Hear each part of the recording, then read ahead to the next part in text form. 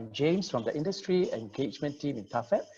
Now, today I'll be sharing on the topic of responsible retrenchment practices and common issues that we've come across.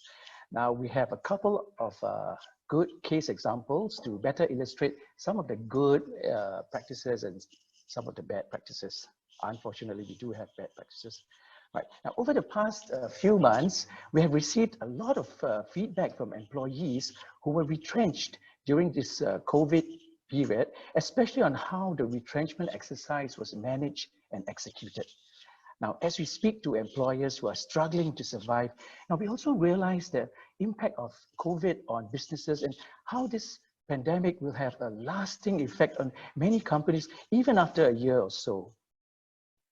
So as businesses adjust themselves to the unsettling economic landscape, managing cost and excess manpower are top of the management's minds to help the business stay afloat for the next few months or maybe into the next year, right?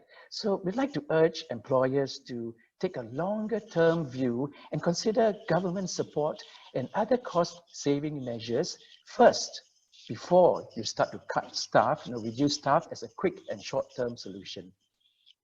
Now, remember, retrenchment is not just a one-day affair, right? There's a huge impact on many levels, such as, for example, the affected employees and their families. Now, what will happen to them financially, emotionally, and their ability to return to the workforce?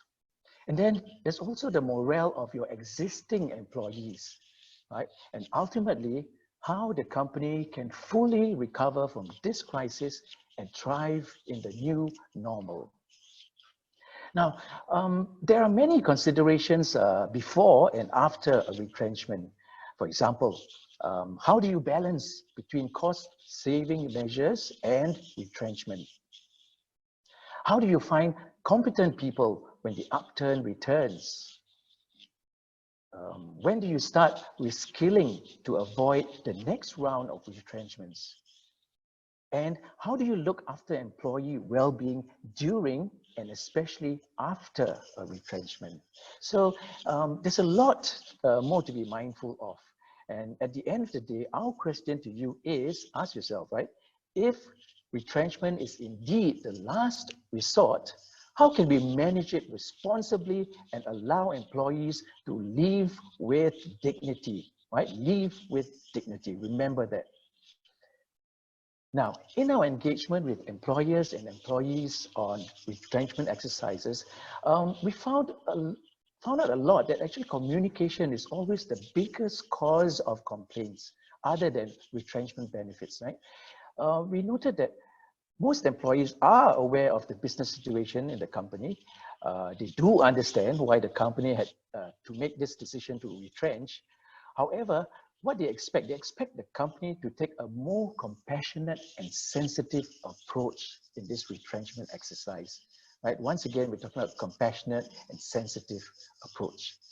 So employees should have a more thoughtful and thorough planning process to include all these insights. Now, there are two tripartite advisories that you can take guidance from.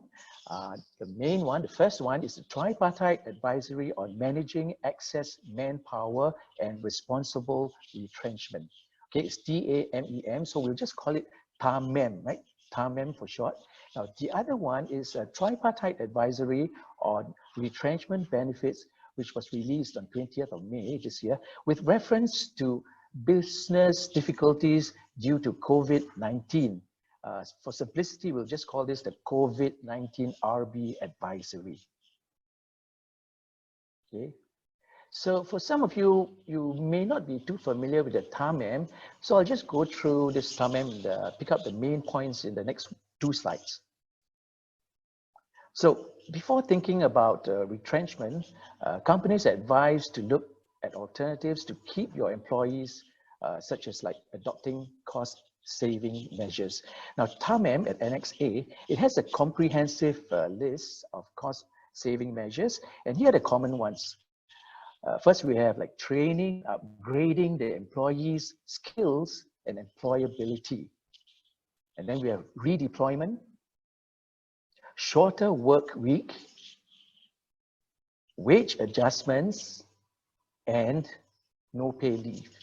Now, before any cost-saving measures are implemented, companies should discuss with employees via phone, video call, or even face-to-face, right? Before seeking any agreement on emails or on hard copy, right? It is really extremely important to have conversations with employees so that they are fully aware of the situation and their options, and then they can clarify whatever questions they have, right?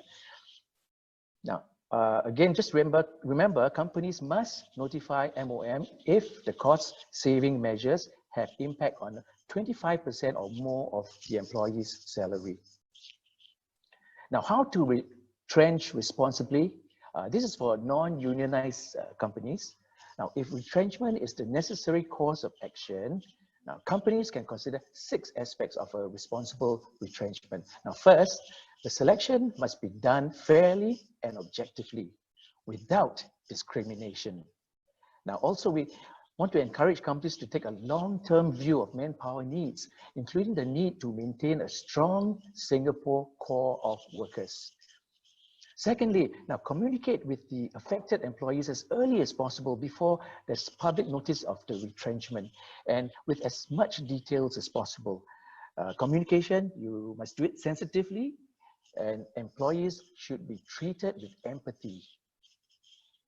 Companies should also try to provide a longer retrenchment notice period beyond what is mentioned in the Employment Act or in the contract, so that the employees have more reaction time and can better plan for the next steps. Companies should try to provide retrenchment benefits, or RB, in line with the advisories, TAMEM, right? Just now I mentioned TAMEM. So we are talking here about 2 weeks to 1 month of salary per year of service as per the TAMEM, or in the other advisory, it's 1 to 3 months of ex-gratia payment as per the latest advisory on RB. Next, we also encourage companies to assist employees with alternative jobs. Now, the easiest way is to actually work with agencies. There are agencies out there that can help you, WSG, NTUC's E2I, UPME Center. They're all very willing to help you and your employees, right, to look for alternative jobs. Now, most importantly, now be reminded to file the notification with MOM so that also these relevant agencies can be notified and assist in providing the alternative employment opportunities. Now, what happens if you are a unionized company?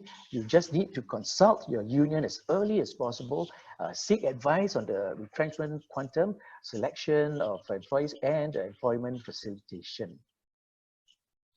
Now, arising from the 6 areas of responsible retrenchment, we would like to share some common complaints and learning points, right?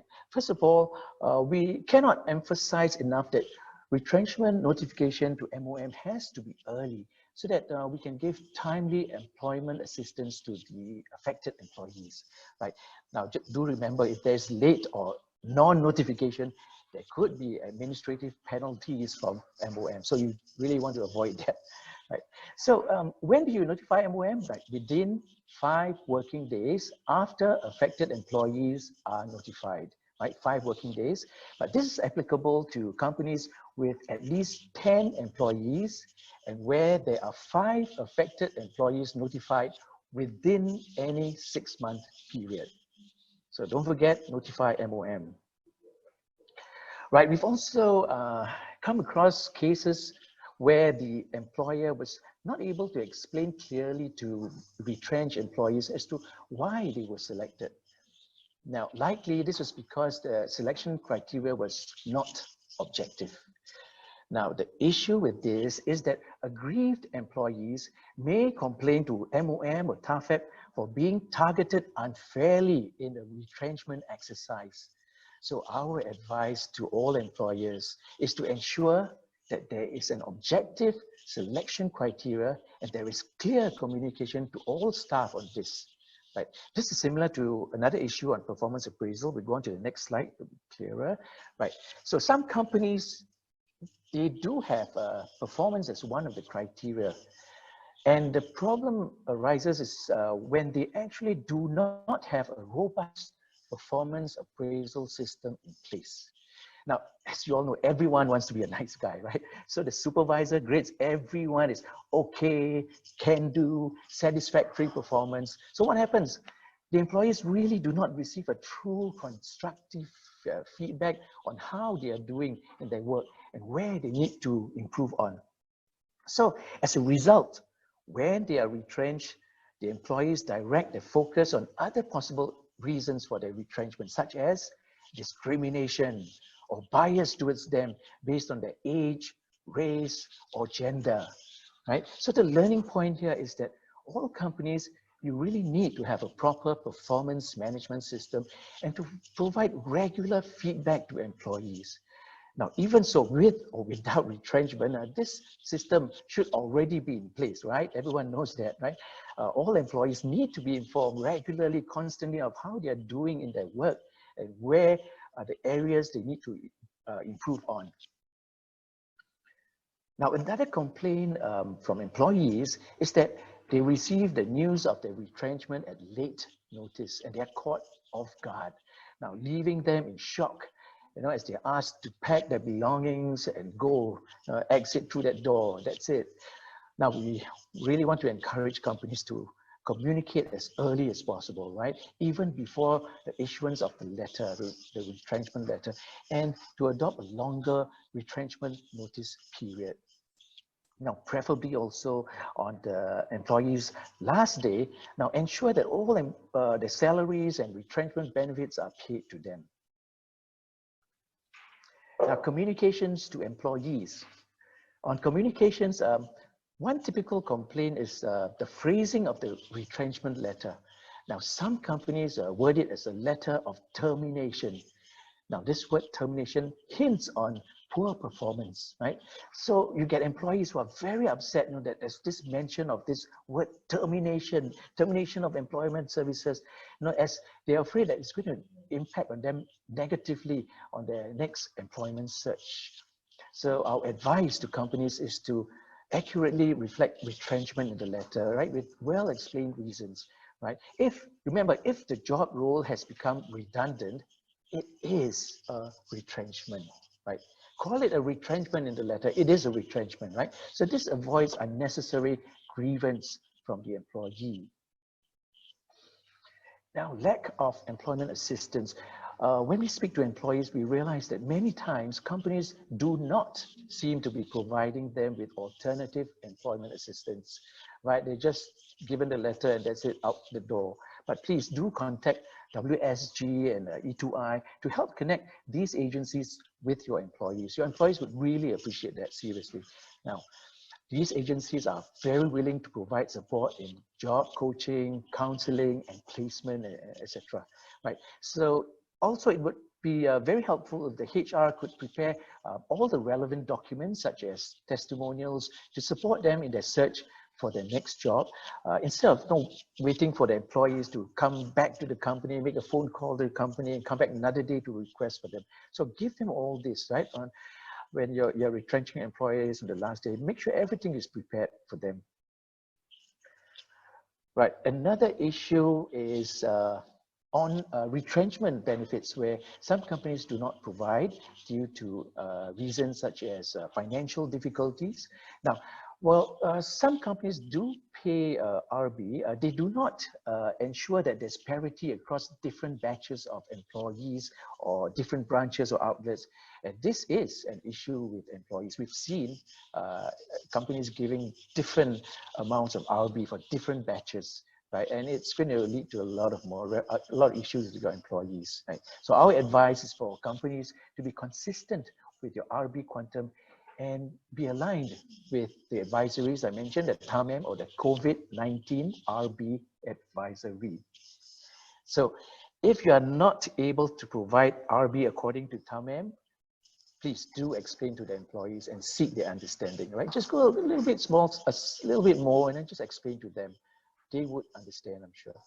Now, okay, now now we come to a stage whereby I'll show you some examples whereby companies have had some gaps in retrenchment practices, and there'll be 3 examples, and finally a 4th example of a good example of a company with good practices.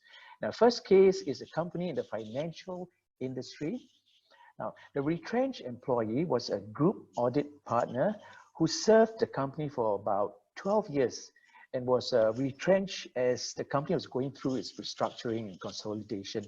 Now, so his audit role, being a regional role, was moved to regional HQ as a measure of cost prudence.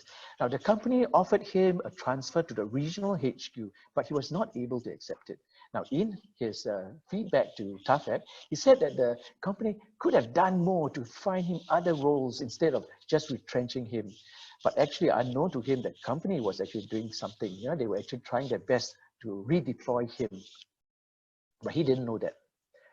So the company initially did not provide RB, but the employee requested for it with the company and received 1.5 weeks per year of service, which is actually below the TAMEM, right? But the company justified to him that it's just part of cost prudence and all that. So this person came to TAFEP, and what happened was that TAFEP engaged the employer and found that the company could have been more transparent with the employee on the plans, the effort taken that they had made to try to redeploy him, right? So misunderstandings could have been avoided, right?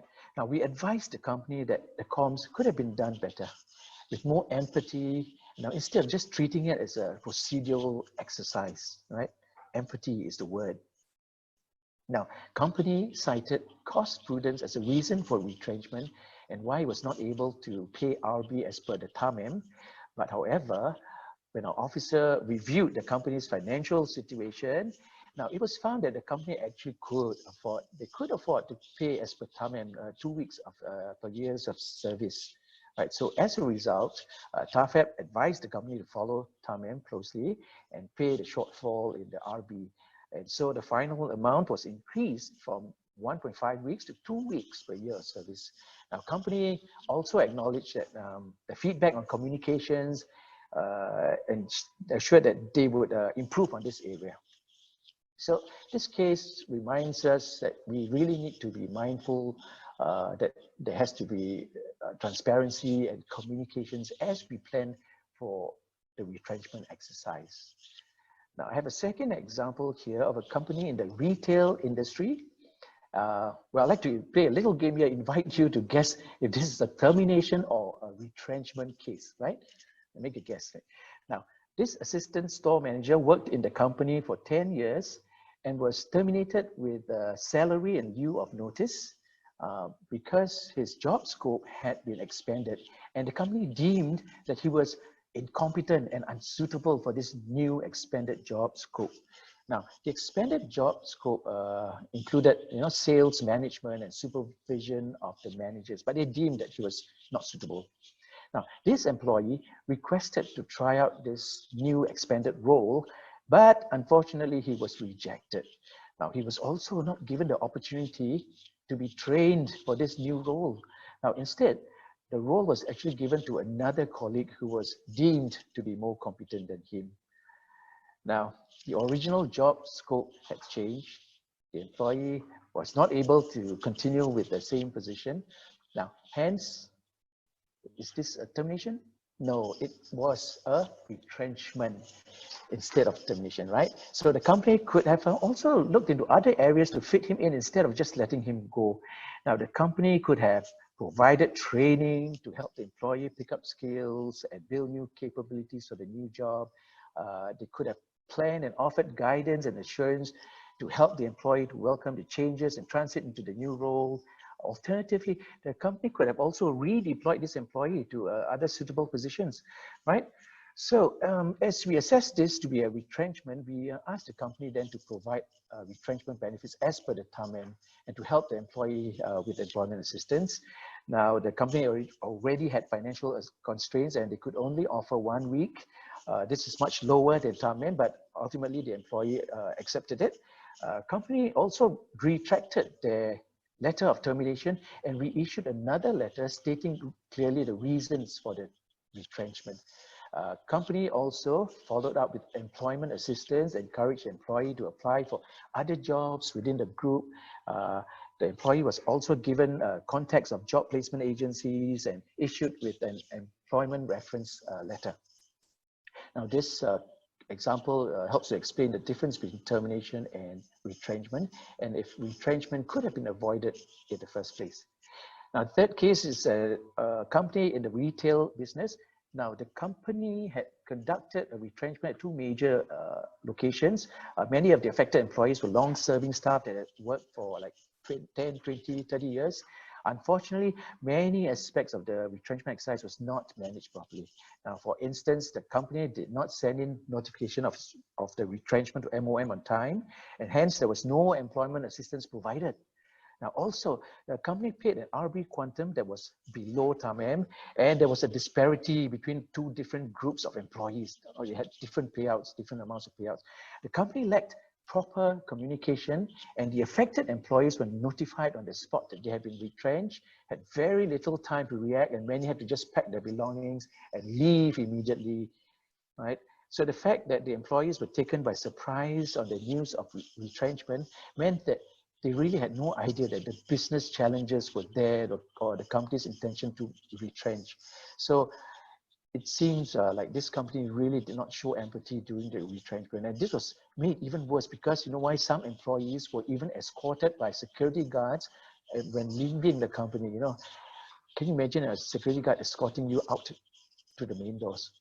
Now, our advice here is to really ensure that you give priority to communication in the retrenchment exercise, that it is done early and properly so that employees can prepare themselves mentally and explore alternative career plans. Now, the company should also communicate to the employees on how they can help in employment assistance. Retrenchment benefit was also lower than TAMEM in this case, and there was disparity across the two different groups of employees. So our advice is for the company to engage MOM as early as possible to discuss the process and compensation. And don't forget to file a retrenchment notification to MOM as early as possible. Now, fortunately, this company took our advice quickly, provided support such as outplacement services, reskilling, and counseling for the affected employees. They also eventually increased the retrenchment benefits to 1 month per year of service, which is good, in line with TAMEM guidelines. So this is a good reminder for us to be careful and compassionate when it comes to retrenchment exercise. Now we'd like to share a company which has done retrenchment exercise responsibly and sensitively. This is a very good example. Now this case is about an employer in the technology business. Unfortunately, they had to conduct a retrenchment exercise. They tried everything they could, but ultimately it couldn't help to save all the jobs. But in our opinion, they actually conducted the retrenchment exercises responsibly and sensitively to support the affected employees as much as they could. Now, in the CEO's memo to employees, right, he explained clearly the reasons for the restructuring and consolidation, and he shared the other measures taken to keep the business operational during the COVID.